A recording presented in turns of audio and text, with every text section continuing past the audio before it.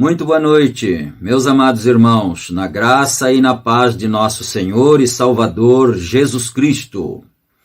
A partir de agora está entrando no ar mais uma programação de fé, com hinos, com orações e com a mensagem poderosa da Palavra de Deus ao nosso favor.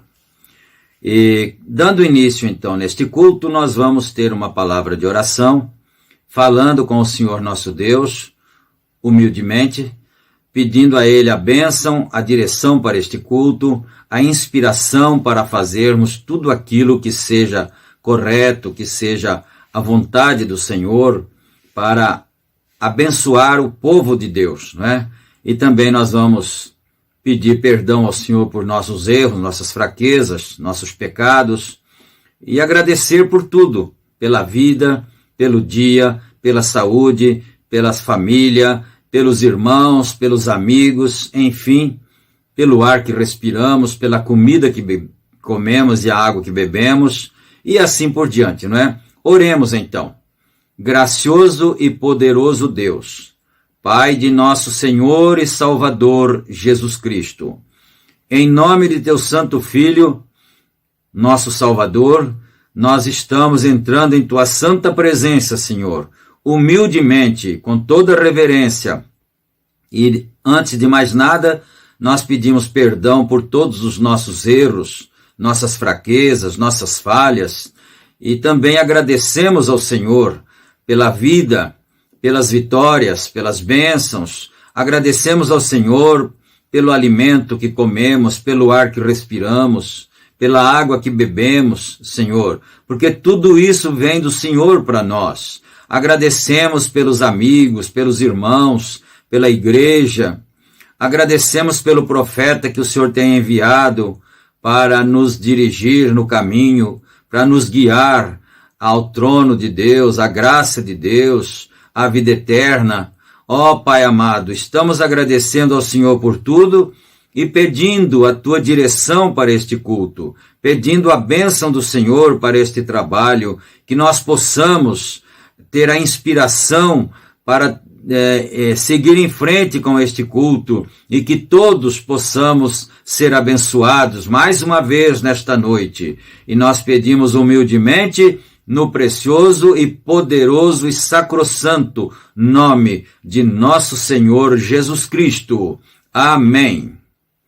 Amém, meus amados irmãos. Graças a Deus. Então, meus queridos, a escritura que vamos ler hoje está em Gênesis capítulo 4, começando no primeiro versículo. Gênesis capítulo 4, versículo 1.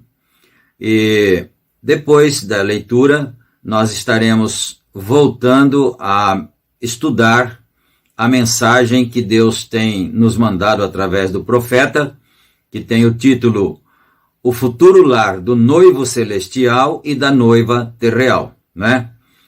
Mas então agora nós vamos para a parte de louvores, vamos adorar a Deus, vamos alegrar os nossos corações, e você canta junto quando você estiver aí assistindo, então você não vai ficar assistindo, você vai ficar participando.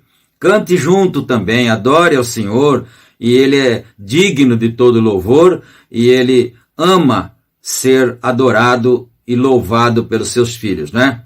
Então vamos agora aos louvores e depois a gente volta então com a oração intercessória em favor das pessoas necessitadas e também com a leitura da palavra de Deus. Adoremos ao Senhor então neste momento.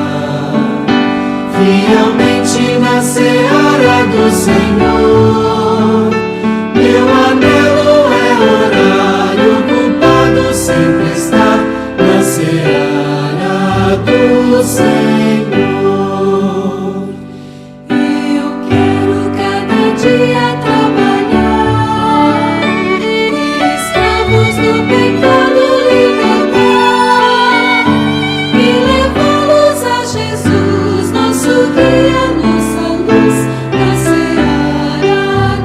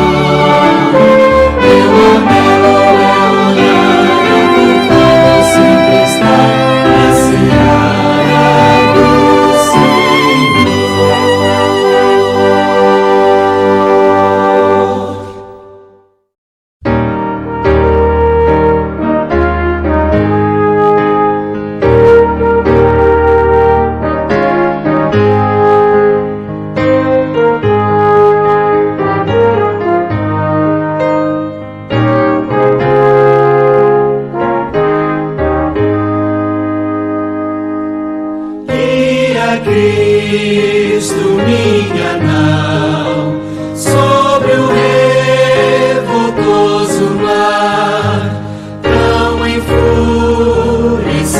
e mal, quer fazê-la naufragar. Vem Jesus, ó vem minha nau, vem pilotar.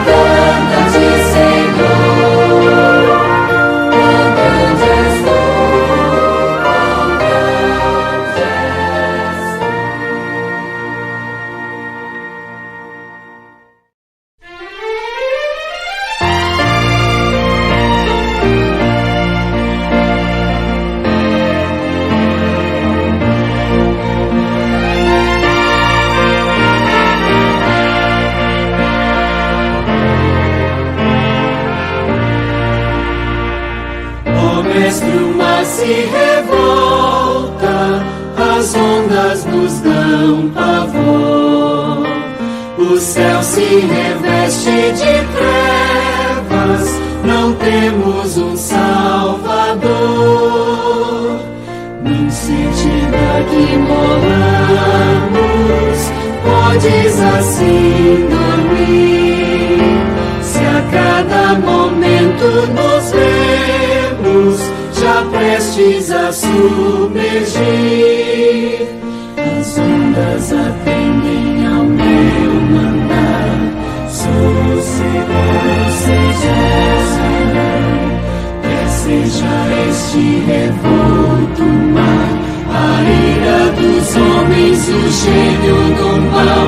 As águas não podem a naufragar, e leva o Senhor, Rei do céu e mar. Pois todos ouvem o meu mandar. Sossegai, sossegai, convosco estou para vos salvar. Sim, sossegai. Mestre da minha tristeza, estou quase a sucumbir. A dor que perturba a minha alma, eu peço-te, vem banir.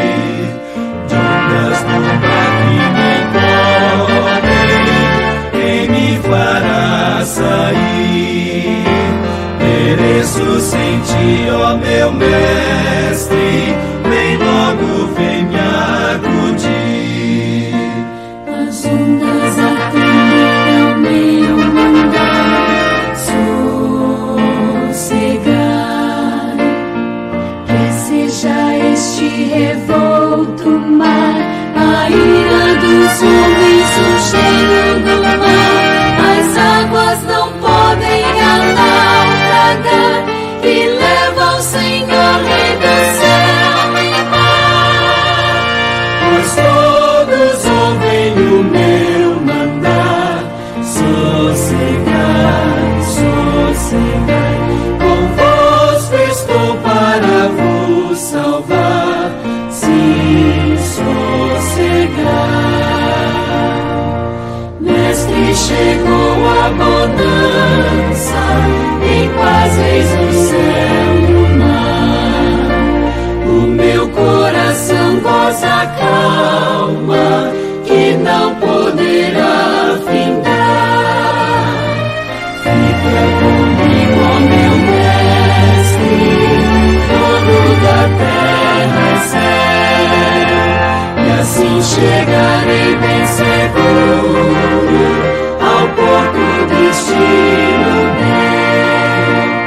As ondas atendem ao meu mandar. Sossegai, que seja este revolto mar, a ira dos homens, o gênio do mal. As águas não podem naufragar, e leva o Senhor, Rei do céu e mar. Pois todos ouvem o meu mandar.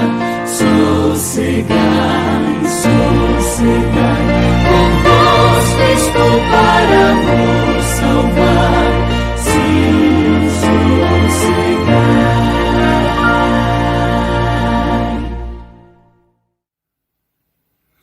Amém. Graças a Deus. Que Deus possa receber os nossos louvores, a nossa adoração. Deus abençoe a todos que louvaram ao Senhor nesta hora com esses cânticos, não é?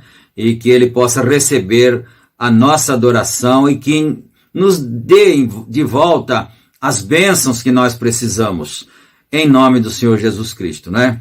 Então agora nós vamos orar, interceder pelas pessoas necessitadas, e depois disso, então, leremos as Escrituras Sagradas. Senhor Deus Pai, agora, mais uma vez, estamos de olhos fechados e estamos entrando à Tua presença, Senhor. No Antigo Testamento, antes da morte de nosso Senhor Jesus Cristo, o ser humano não podia falar com o Senhor. porque estava fechado o caminho. Desde o Jardim do Éden, o ser humano não tinha acesso, assim, coletivamente, à presença do Senhor. Mas quando o Senhor Jesus Cristo morreu na cruz do Calvário, o véu do templo rasgou-se em dois de alto a baixo. Isso do templo literal mesmo em Jerusalém, significando que agora a divisória, a parede que separava o Senhor do homem, havia sido desfeita. Então agora, ó Pai, humildemente nos aproximamos do Senhor e nós oramos em favor das pessoas necessitadas. Nós oramos, meu Deus, em favor de cada irmão que precisa da tua bênção, que precisa da saúde, que precisa do emprego, que precisa, Senhor Deus, da paz na família. Às vezes a família está em desarmonia, problema de vícios, de drogas e outras coisas mais que muitas vezes tira a paz da família, tira o sossego, e nós pedimos a misericórdia do Senhor, a graça do Senhor em favor de todas as pessoas necessitadas, meu Deus. E nós oramos assim com a mesma seriedade, com a mesma sinceridade, em favor de todos aqueles que precisam da bênção, ó Deus. E agora nós queremos mencionar aqui um nome em especial que foi pedido, é um pedido específico que nos foi feito, e é em favor de Leandro Consolim, Senhor Deus. E o Senhor que é conhecedor da humanidade, o Senhor que conhece cada vida, o profeta de Deus diz que o Senhor conhece quantas gramas de gordura tem uma pulga e quantas vezes ela pode pestanejar durante sua vida. Isso é infinidade, é ser infinito. O Senhor conhece cada ser humano que pisa na terra, cada homem, cada mulher, meu Pai. E nesta hora nós, que somos o exército do Senhor aqui na terra, porque quem pode abençoar é somente o Senhor Deus, mas nós somos o exército do Senhor aqui, que luta em favor, em benefício do bem, das coisas boas, das coisas que abençoam o nosso semelhante, ó Deus. Então, meu Pai, nós estamos clamando, nós estamos suplicando agora em favor do Leandro, Senhor, Consolim. É um jovem, meu Pai, parece que ele tem até os filhinhos dele, e ele está doente, está internado, se não me falha a memória, ele sofreu um infarto, e está precisando da sua saúde, meu Deus. Ó Pai amado, e como foi dito anteriormente na oração, nós fazemos isso com o mesmo amor, com a mesma fé, indistintamente com todas as pessoas, mas esse moço tem 34 anos, jovem, não é pela idade, mas ele é um jovem, precisa criar sua família.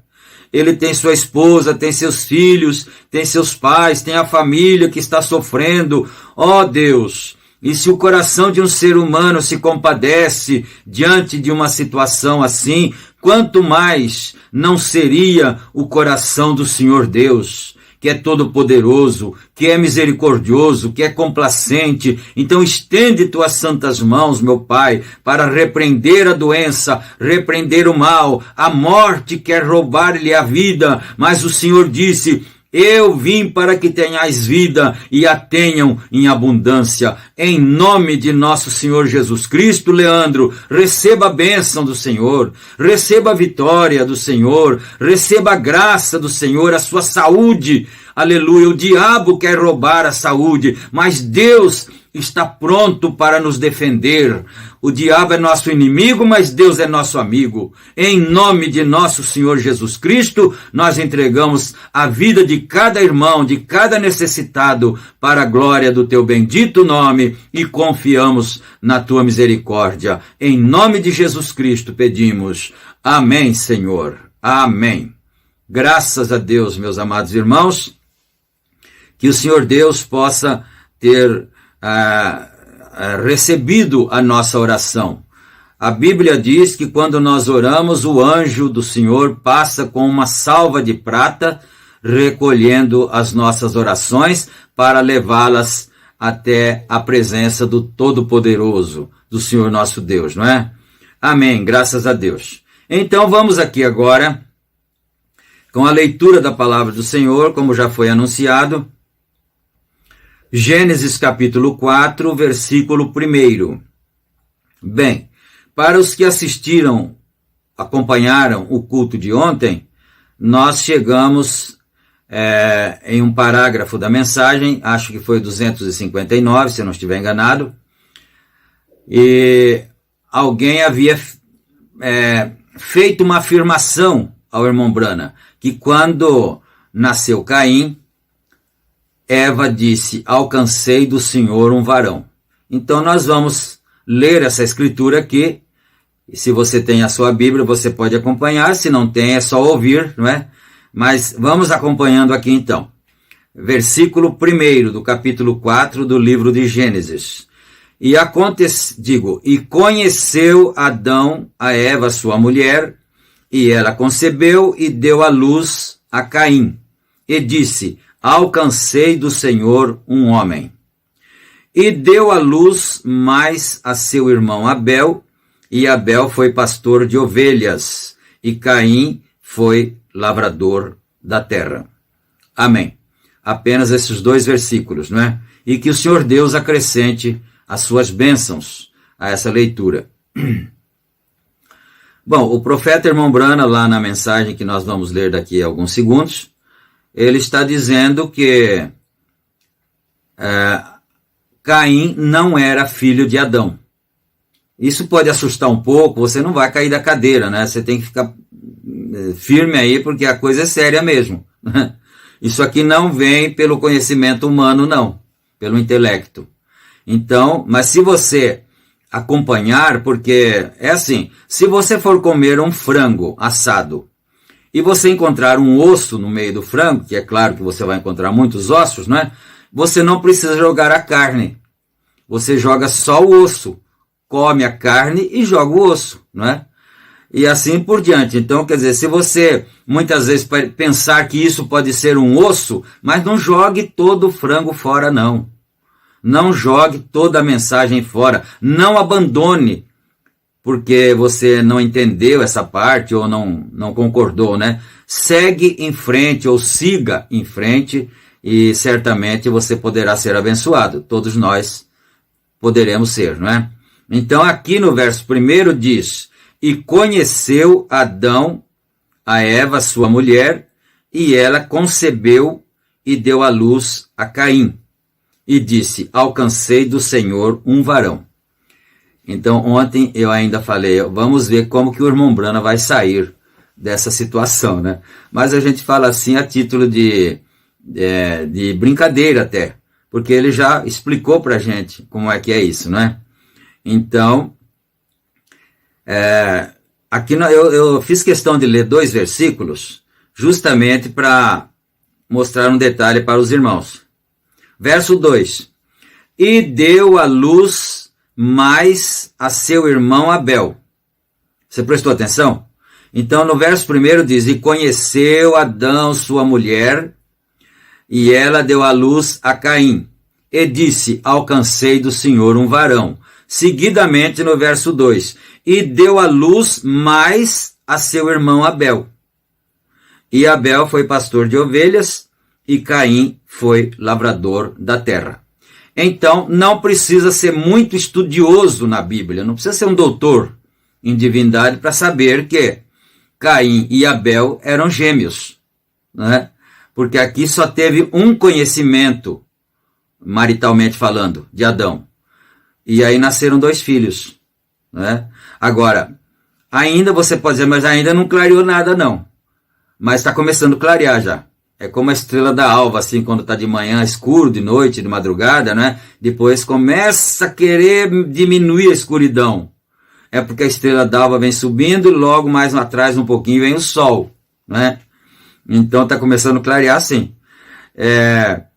Então houve um conhecimento, maritalmente falando, e houve 2 nascimentos. Porque aqui no verso 4, eu estou com uma Bíblia aqui, que ela é versão João Ferreira de Almeida, corrigida, revisada e fiel. corrigida, revisada e fiel. Então, se você achar essa versão da Bíblia, você vai ler do mesmo jeitinho que está aqui. E deu à luz mais a seu irmão Abel. Então, ele nasceu junto, só que Abel nasceu depois.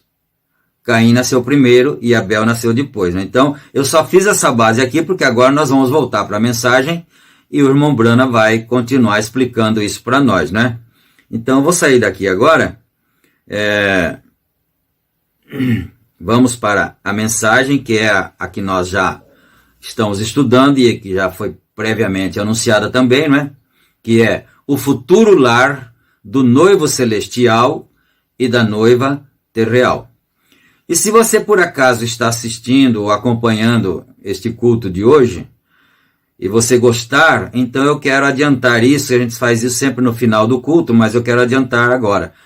Nós estamos no ar todas as terças, quintas, sábados e domingos, no horário das 19 horas.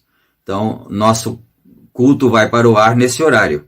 Mas se você não puder acompanhar nesses horários, você pode acompanhar depois, não é? Mas é que se você entrar antes das 7 horas da noite, você não vai encontrar, porque o link ainda não está sido publicado, não é?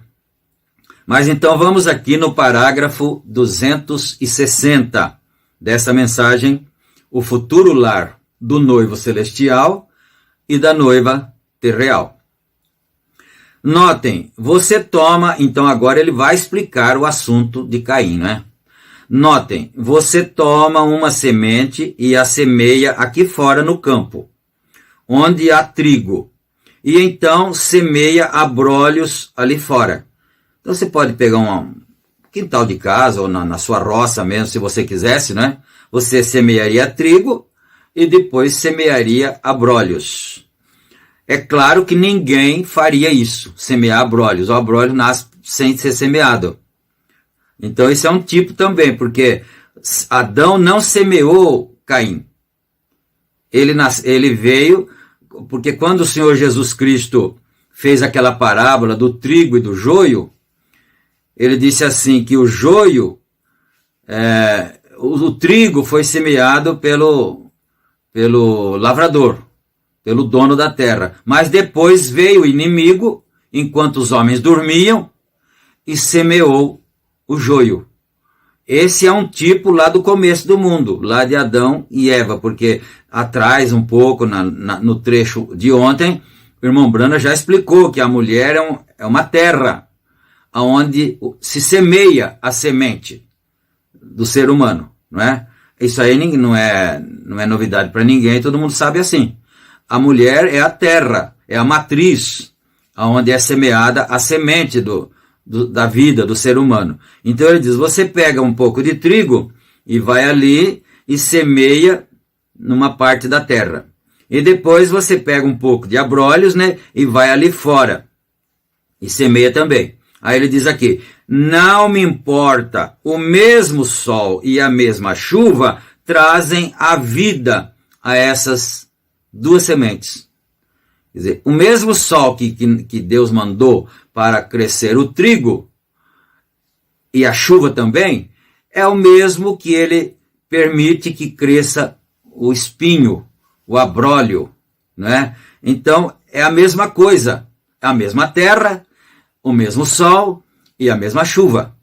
Então, já está começando a desenrolar o novelo, né? Bem, Deus tem uma lei, porque ele vai explicar por que ela falou, alcancei do Senhor um varão. Deus tem uma lei, e essa lei não pode ser quebrada. Não me importa se a mulher mais vil entre o povo e o pior homem, solteiro e tudo, tivessem um assunto e vivessem juntos e produzissem um filho, esse menino teria que vir pela lei de Deus. Tá dando para entender? Quer dizer, se fosse uma mulher muito vil, de um muito mau caráter, e um rapaz também de um mau caráter, solteiro, não é? Então, eles não teriam se ela não é casada com ele, ou se ela é mulher de outro homem, eles não teriam direitos legais, nem pelas leis e nem por Deus, de coabitarem, né? Então, o que é que acontece? Mas se eles transgredirem todas as leis, todos os direitos morais e legais e espirituais, e coabitassem, e aquilo gerasse uma criança, veja bem, então, eles produzissem um filho, esse menino teria que vir pela lei de Deus, porque é Deus que criou a lei da concepção. Aí é que está. Então, no caso de Caim, da serpente, que ela era tipo de um ser humano, ereta, falava, andava, raciocinava, né? Ela tinha razão, assim, ela razoava e tudo isso. Então, mas a lei da concepção é de Deus, não é que ele era de origem de Deus, mas o fato da concepção era uma lei de Deus. Por isso que ela disse, alcancei do Senhor um homem, não é? Agora, por outro lado, isso é uma aplicação apenas, ele está falando aqui de fatos, né? Mas vamos fazer uma aplicação. Geralmente, quantos milhares de casos não tem no mundo que a mulher trai o esposo e engravida de outro homem e esconde aquilo para sempre, né? E às vezes o caso nunca é descoberto, a não ser que às vezes em certos casos precise de uma transfusão de sangue, alguma coisa, e de repente o pai não pode doar, vai doar, ou vice-versa, o filho vai doar o sangue para o pai, quando chega na hora de fazer o exame, o sangue não é igual. Às vezes acontece muito isso, né? De depois descobrirem que não eram pai e filhos, e filho, aliás, né? Mas é isso. Esse menino teria que vir pela lei de Deus, porque não há outra maneira. Se você não crê, fazes de Satanás um criador. Quer dizer, se você não crê que foi assim, então você faz de Satanás um criador. E Satanás não é um criador. Ele não pode criar nenhuma folha de capim. Nem um pé de capim ele não cria, né? Ele só pode perverter o que está criado. Então você faz de Satanás um criador. E então ele é um Deus. Se ele é criador, então ele é um Deus, né? Quão cegos vocês podem estar, veem a lei de Deus. Seguro. Se ele alguma vez teve um bebê, e a mim não me importa se eles eram Esaú, Jacó, ou quem quer que fosse, a qualquer pessoa de má reputação. Se fosse Judas, teve que vir por Deus, né? Judas, Deus tem uma lei. Então você vai pensar, Faraó veio pela lei de Deus, Judas veio pela lei de Deus, o pior homem, a pior mulher, todos vieram pela lei de Deus, não é? Bom, a Bíblia diz, o sol brilha sobre os justos e sobre os injustos. A água cai sobre os justos e, abre aspas aqui, ou fecha, né? Não sei. Vamos aqui. O capítulo 6 de Hebreus, acho que abriu aspas. O capítulo 6 de Hebreus diz que a chuva que muitas vezes cai sobre a terra para regá-la e prepará-la para aqueles pelos quais é lavrada, sabem, deixa eu ver aqui que está um pouquinho diferente, sabem para fazer viver, porém, da mesma água vivem os espinhos e os cardos pela mesma luz solar, porquanto a lei de Deus, é lei de Deus madurar toda semente, fazer com que cada semente produza por si, assim sendo, tinha que produzir semente da serpente. Então acho que está explicado, né? Porque se o espinho, que nem ninguém deseja ele na roça, ele nasce, e o sol de Deus, a chuva de Deus e a terra de Deus faz ele crescer, então Deus podia impedir todos os espinhos, todos os males do mundo inteiro Isso é só um tipo, né? Mas ele não impediu. Aconteceu assim mesmo. Bom, a serpente. E nunca estorvou a Deus. Quer dizer, mesmo a semente da serpente tendo vindo, nunca estorvou a Deus cumprir o seu plano completo. Fez dele um redentor. Já não posso ficar repetindo muito, né? Mas já foi dito aqui em um dos cultos anteriores que Deus tinha em si os atributos. Ele queria ser salvador, ele queria ser curador, ele queria ser pai, ele queria amar, né? Mas ele não tinha ninguém, porque ele era sozinho na eternidade. Ele era não é? Autoexistente de si mesmo. Elá Elohim. Ele é autoexistente de si mesmo. E ele não tinha nenhum anjo sequer para cantar um louvor para ele. Então ele pensou, ele traçou um plano, eu vou fazer isso, vou criar uma terra, vou criar anjos, vou criar uma humanidade. Então, quer dizer, o diabo jamais venceu a Deus, Satanás, porque com essa queda, com a criação, com a geração de Caim, Deus se tornou redentor. Deus se tornou curador. Porque o pecado é que traz as doenças, né? Então vamos aqui. Qualquer cego quase poderia ver isso, a menos que esteja oculto. O Deus do mundo tem ocultado a você, ocultado de você. Está tão claro como qualquer coisa que você possa ver. Aí o tem. Aí está a sua semente da serpente. Agora, notem, porém, Jesus foi o princípio da criação de Deus. Agora, que fez a mulher? Quando o germe vem do sexo masculino, agora, neguem isso. A mulher não tem vida nela, ao todo. Ela somente tem um pequeno óvulo, o qual é o terreno aqui fora.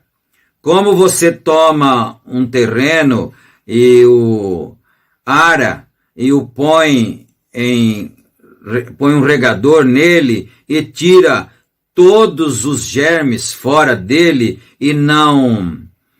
Bem, mesmo a grama ou nada poderá crescer nele, e coloca adubo novamente, e semeia a boa semente, e semeia a outra semente, a mesma lei de Deus amadurecerá a ambas as sementes. Bem, Deus não estava intentando que acontecesse isto. É bom essa expressão do profeta aqui. Deus não estava intentando que acontecesse isso. Vamos dizer assim que tivesse o abismo ali, né? E ele dissesse para Adão e Eva, olha, ali está o abismo e vocês tomem cuidado com esse abismo, porque se vocês caírem lá, vocês não vão poder voltar mais depois, né? Mas ele queria ser salvador. Vamos supor uma hipótese para clarear nossas mentes. E Deus queria ser salvador. Então, quando Adão estava na beira do abismo olhando, mas ele não ia nem pular e nem cair, aí vem o Senhor Deus e empurra ele no abismo. Caiu. E agora, como é que você vai voltar? Pode deixar que eu salvo vocês. Eu tiro vocês do abismo. Não, Deus não fez isso. Deus não induziu ao homem a cair no abismo. Né? Então, isso aqui é muito bom. Ó. Deus não estava intentando que acontecesse isso, que a queda acontecesse, né? Que acontecesse isso. Vem, porém, o que aconteceu? Vem, o esperma do macho carrega a hemoglobina, a qual é o sangue. No sangue está a vida. E se você alguma vez... eu tenho observado fecundar o gado e coisas como essas.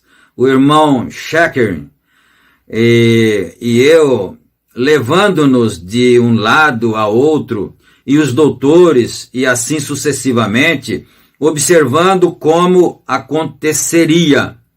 Os químicos, veem? Então, aqui vem o esperma da fêmea,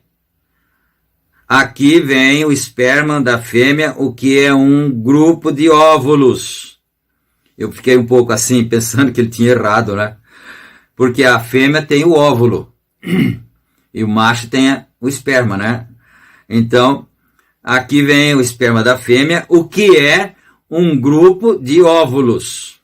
Aqui vem o esperma do macho, o qual é um grupo de germes. Este não tem nem um pouco de germe em si. É somente um coproduto do homem. Em primeiro lugar, assim é como ela chegou aqui, e ela é somente um terreno. Aí está um óvulo.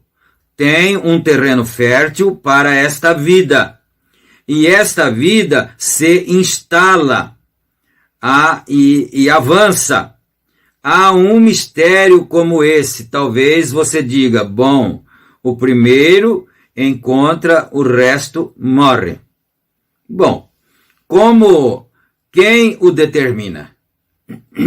Porque são milhares de genes, né, que vão seguindo em direção ao óvulo.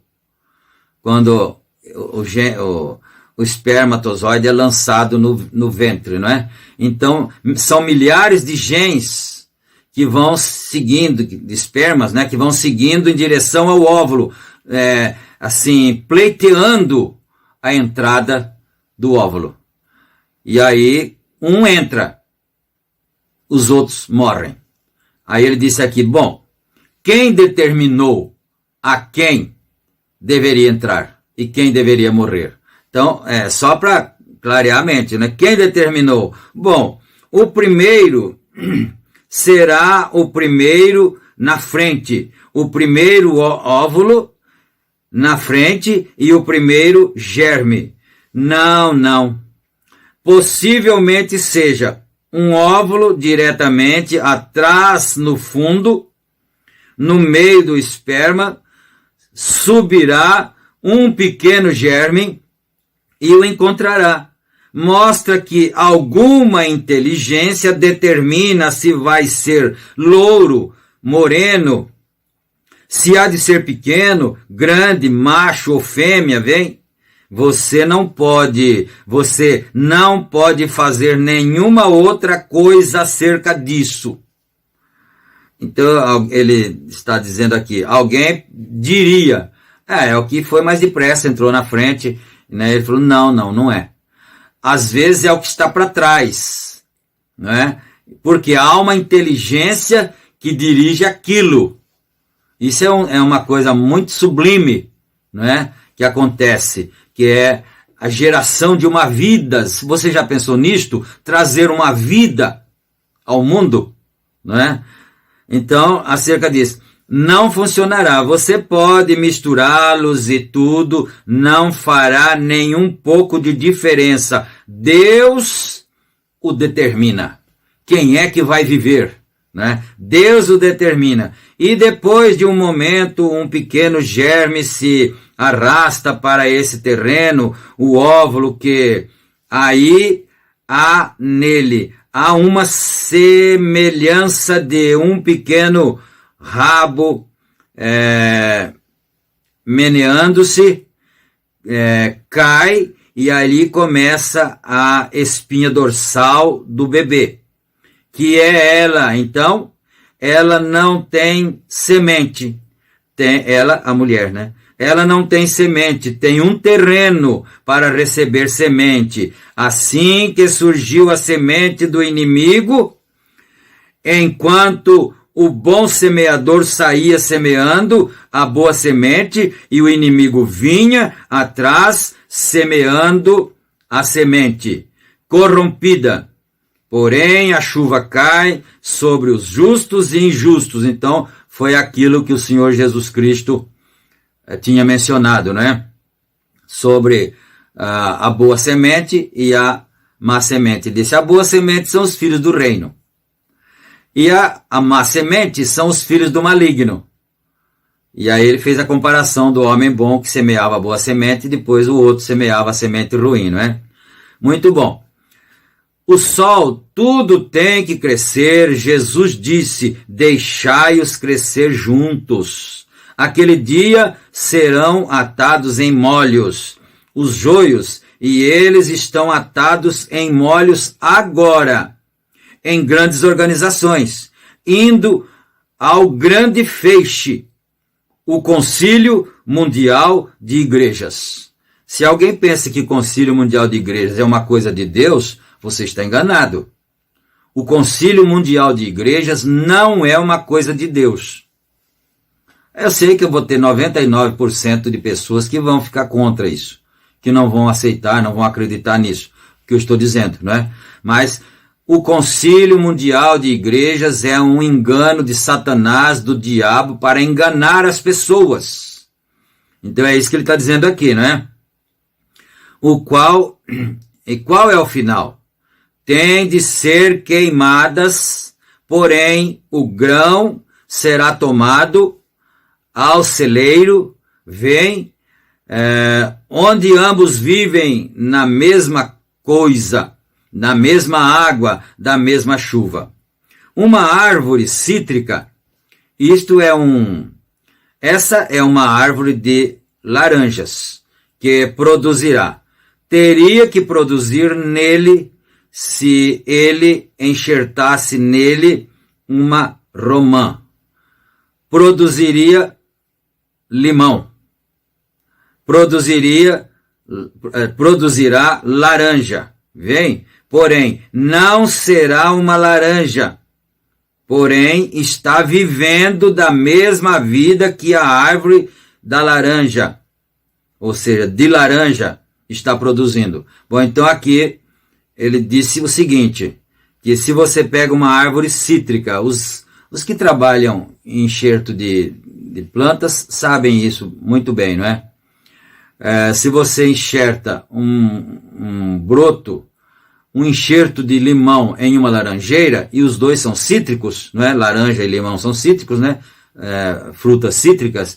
Então, o galho do limão vai crescer usando a vida do tronco da laranjeira, né? Mas eu não sei, com certeza ele vai dizer aqui, mas a gente fica querendo adiantar, mas depois confirma, não é? Mas aquele galho de limão que cresceu, que foi enxertado ali no tronco, ele não vai produzir laranja, ele vai produzir limão.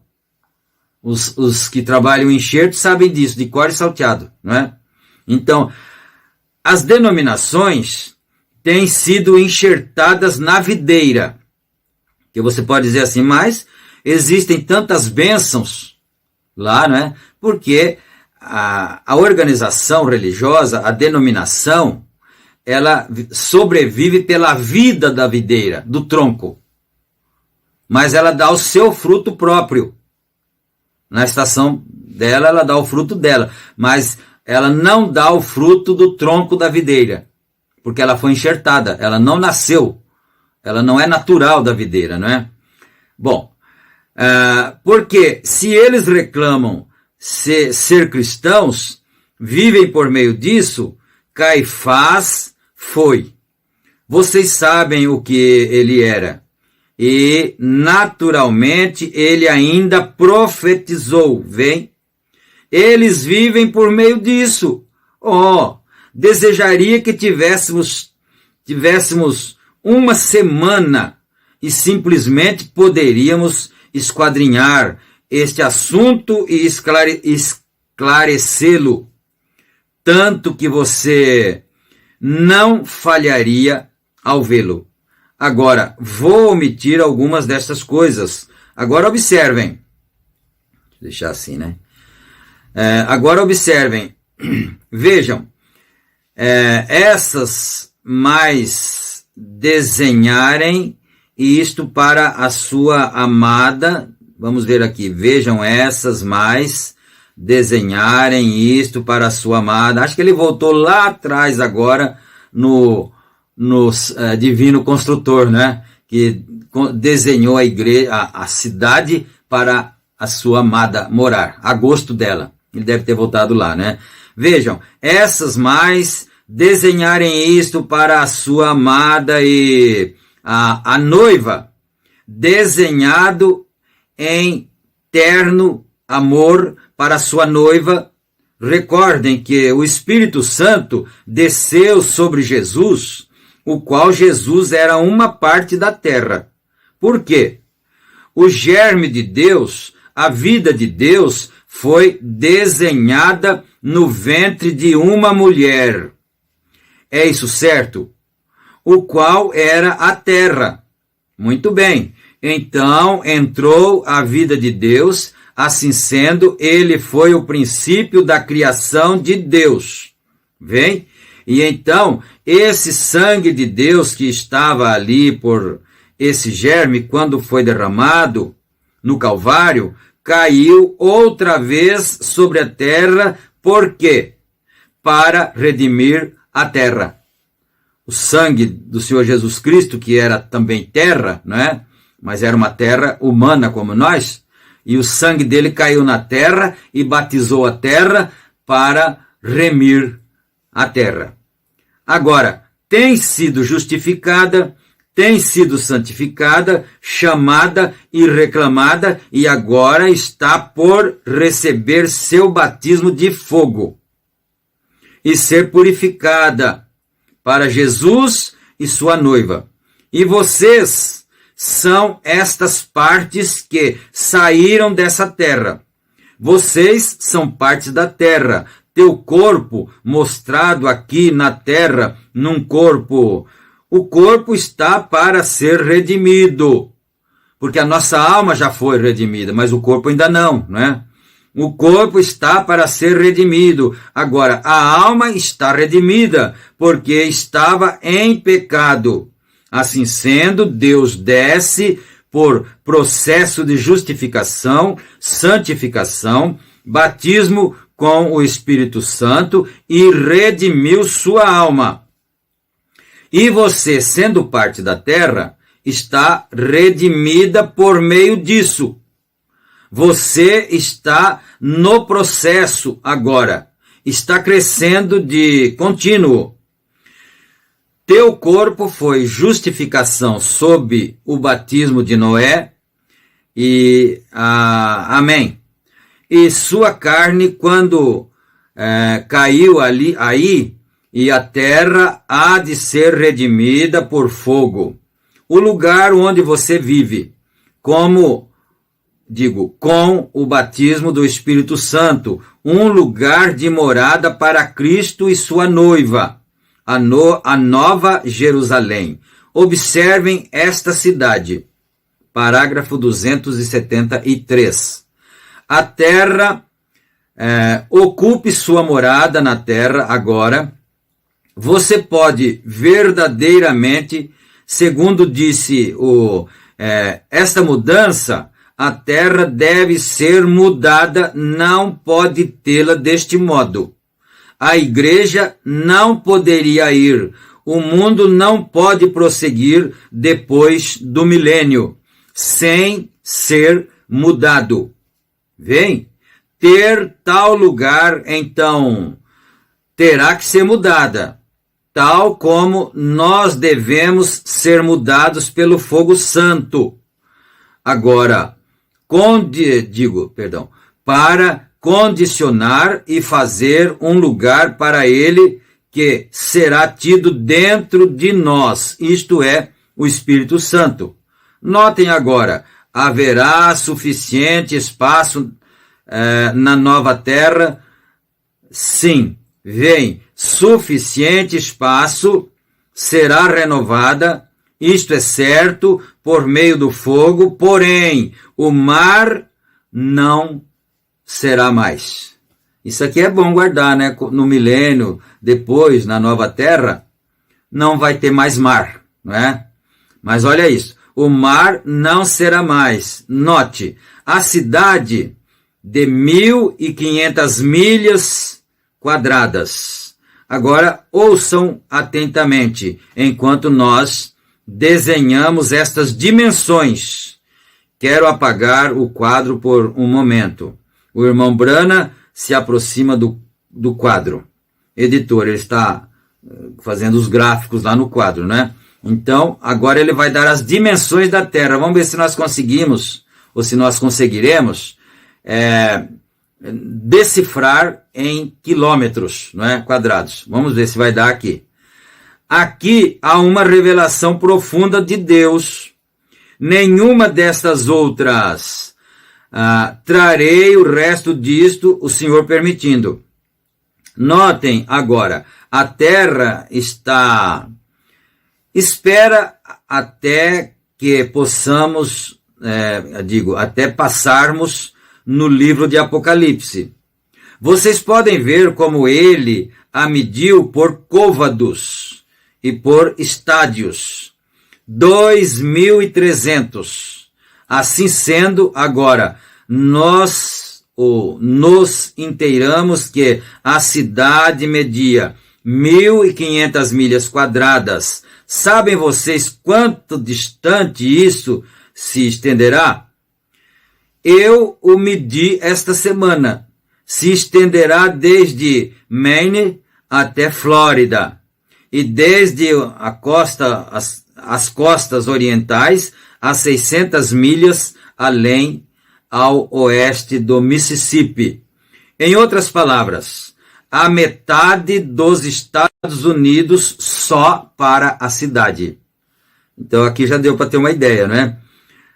Nós estamos no Brasil, mas dá para ter uma ideia. Quer dizer que a cidade que desceu do céu, que João viu, que no culto anterior nós ficamos maravilhados quando ele disse: toda essa maravilha não vai ser no céu, não, vai ser aqui na terra.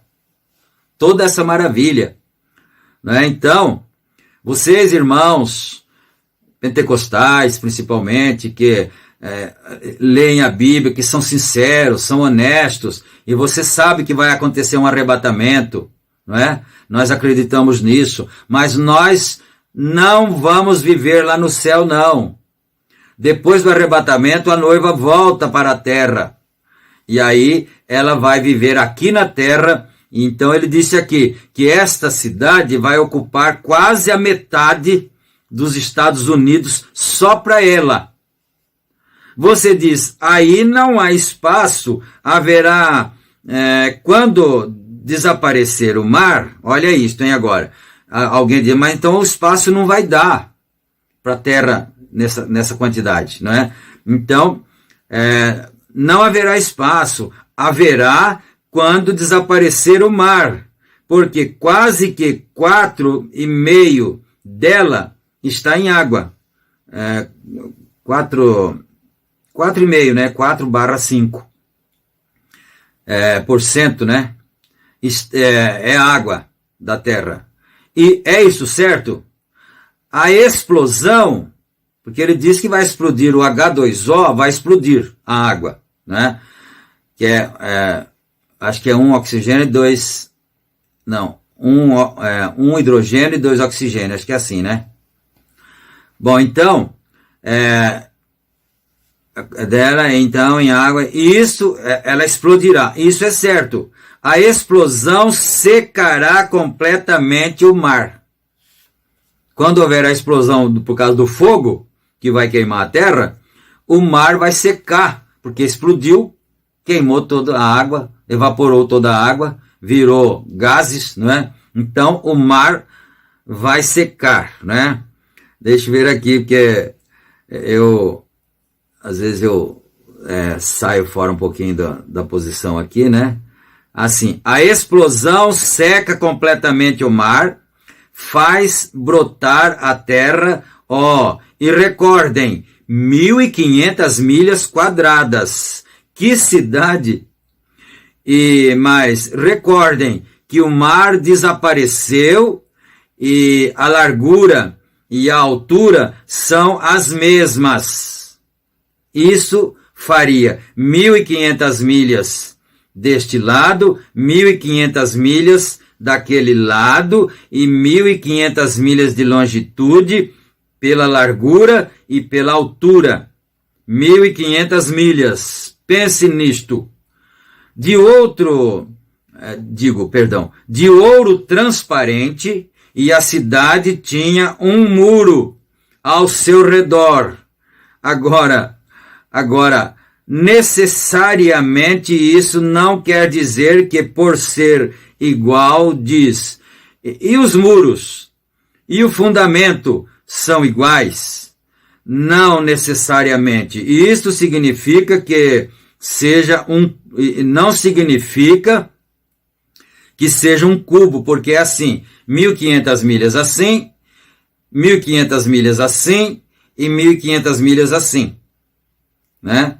Então, quer dizer, para ficar mais claro aqui, então quer dizer que a cidade vai ser um caixote quadrado, assim, um cubo, né?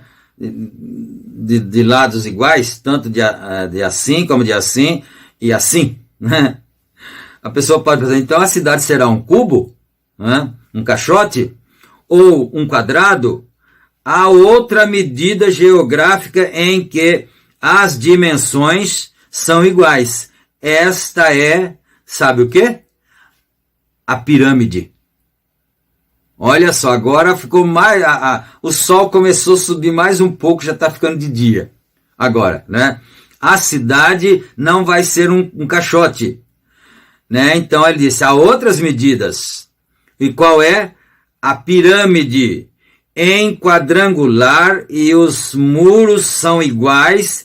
Permitam-me desenhá-la. O irmão Brana regressa ao quadro para ilustrar. Mais um pouquinho ainda, né? Longitude, largura, altura. Vamos entrar em algo seguro como o mundo. Notem, as dimensões deste ângulo são exatamente iguais. Todas elas. A longitude pela largura, pela altura. Há outra medida na pirâmide que prova isto. Isto sendo dessa forma, explicaria exatamente o sinal de Enoque no Egito. A pirâmide explicaria. Vamos ver, você não pode perder nada, porque a coisa é bastante interessante, bastante séria e bastante complexa mesmo, não é? Então ele falou de Enoque agora. O que tem a ver Enoque com a cidade santa, que vai vir depois do milênio, né? Bom, Enoque, antes da destruição antediluviana, quando a justificação estava entrando, ele trouxe um sinal, Enoque. Ele trouxe um sinal. E nesta pirâmide há 7 degraus. Dentro da pirâmide lá no Egito, né?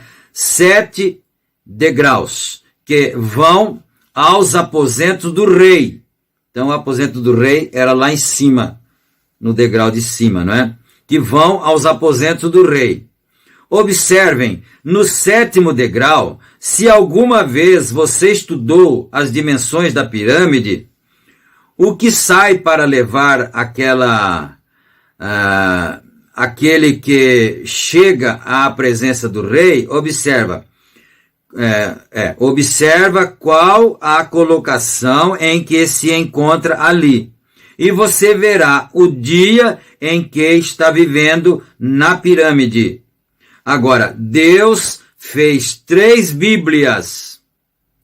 Deus fez 3 Bíblias. Agora, há um ensinamento da pirâmide que é tonteria. Porém, há uma pirâmide genuína.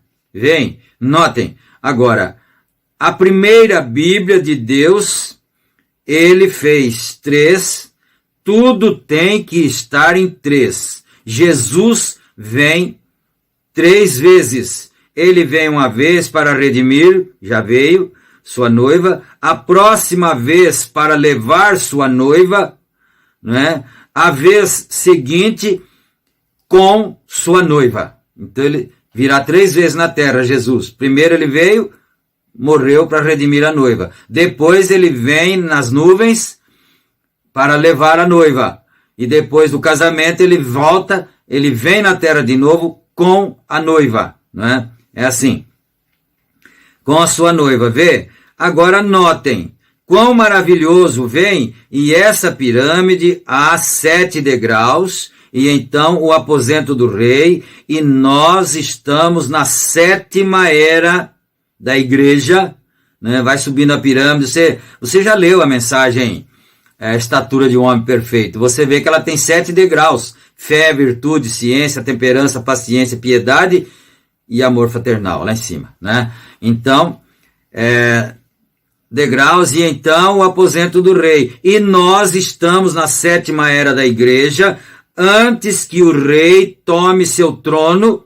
E recordem, a pirâmide nunca teve uma pedra angular, só sobre ela. Agora, ainda dá para ir mais um pouquinho, né? Mais um tantozinho aqui. A primeira Bíblia de Deus esteve nos céus, o zodíaco. Começa e recorre cada era. O primeiro que começa do zodíaco é a Virgem. Assim é como ele vem. Jesus veio da Virgem, né? Assim é como ele vem, primeiro. A única figura do zodíaco, a última figura do zodíaco é o Léo, o leão. A segunda vinda, justamente antes disso, estão os peixes cruzados, né? Peixe cruzado. Então a primeira vinda de Jesus foi a Virgem, o zodíaco está marcando lá, né? A última vinda é o Léo, que é o leão, então ele volta. Mas entre uma coisa e outra estão os peixes cruzados, né? Então eu não posso pular nada aqui. Estão os peixes cruzados, que são a era do Câncer. Aí é onde estamos vivendo agora. Nós estamos na era do Câncer agora, isso falando nos termos espirituais, né? Nós estamos na era do Câncer agora. Houve uma pirâmide depois, Enoque que testificou exatamente, não teríamos tempo para entrar nisso, porém, algum dia, com a ajuda de Deus, lhes mostrarei. Expõe exatamente igual à dimensão da hora que estamos vivendo. Notem, porém, essa medida geográfica que temos agora, cujas dimensões são iguais, não significa necessariamente que tem que ser um cubo. Notem, isto explicará a do Egito e o sinal de Enoque no Egito. Eu vou parar aqui, não é? Vou parar e se você não tiver oportunidade, não perca o próximo culto, porque nós chegamos ao parágrafo 289 e tem coisa boa aqui que eu não vou adiantar agora, né? Tem coisa muito boa ainda para frente, que ele está falando sobre as pirâmides do Egito, e ele falou de Enoque, ele tá rodeando assim, que ele vai chegar perto de uma coisa interessante, que é muito bom para nós sabermos, né? Mas agora nós vamos orar agradecendo o Senhor. Bendito Deus, nosso Pai, que está nos céus. Em nome de Jesus Cristo, teu amado Filho, nós agradecemos o Senhor por este privilégio de estarmos neste culto, estarmos estudando a palavra, estudando a mensagem e sendo abençoados cada dia mais através da tua santa palavra, Senhor. E agora, meu Pai, nós pedimos que o Senhor continue abençoando o teu povo, os teus filhos, todos aqueles que estão ouvindo essa palavra e que estão gostando. Se alguma coisa está lhes chamando a atenção, é porque tem alguma coisa lá dentro sendo atraída pela palavra e a palavra está atraindo aquilo que está lá. Então abençoa cada um, Pai. No nome santo de nosso Senhor Jesus Cristo, pedimos e agradecemos. Amém. Amém, Jesus. Graças a Deus. Então, meus queridos, fiquem todos na graça e na paz do Senhor Jesus, não é? E se Ele permitir, nós estaremos de volta em nosso próximo culto. O próximo culto agora irá ao ar aqui pelo canal, terça-feira, às 19 horas, se Deus quiser, né? E se você acompanhou com a gente, e clica, não é? Clica no gostei e não esqueça também, se não é inscrito, inscreva-se para que nós possamos ir aumentando cada vez mais o número de pessoas que estão interessadas nessas verdades. Isso não é uma religião, nós não estamos pregando uma religião. Nós estamos pregando o Evangelho de nosso Senhor Jesus Cristo. Fiquem na paz do Senhor e até o nosso próximo culto. Amém.